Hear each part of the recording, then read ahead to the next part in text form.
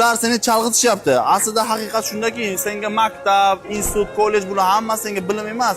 Seni boshqaruvchi, ya'ni qoidalarga bo'ysunuvchi qilib tarbiyalaydi. Hozir avvalgi zamonda emas, informatsiya juda ham tez tarqaladi. Shuning uchun chalg'ituvchi omillarga juda ham ko'p e'tibor beriladi. Masalan, futbol, TV, ko'rsatuvlar, million, boshqa konsertlar, bular hammasi seni chalg'itish uchun. Chunki informatsiya juda ham tez tarqalyapti. Hattoki shu informatsiyani tezroq esingdan chiqarishing uchun senga boshqa xil kontentlar, ochiq qizlar, boshqa narsalar propaganda qilinadi. Bu narsa fakt. Bu narsa tizim orqali matritsalashtirilgan. Seningcha nima uchun hozirgi vaqtda fahsh ochiq oydin targ'ib qilinyapti? Chunki bu seni asl mohiyatingdan, asl maqsadingdan chalg'itish uchun qilinayotgan eng yaxshi propaganda. Balkim bu gaplarim orqali men o'zimni hayotimni xavf ostiga qo'yishim mumkin, lekin sen tushunmasang bu hammasi befoyda tizimda yashayverasan. Tushun, ularga aqlli insonlar kerak emas. Aslida yo'q, unday emas desang, senga bitta narsani aytaman. Tarixda jadidlarni, qatag'onlar nima uchun bo'lgan? Nima uchun kuchli, bilimli insonlarni yo'qotishgan, o'ldirishgan? Bu narsaga asl sabab insoniyat o'zini tushunmasin deyilgan. Chunki ularni boshqarish keyin qiyin bo'ladi.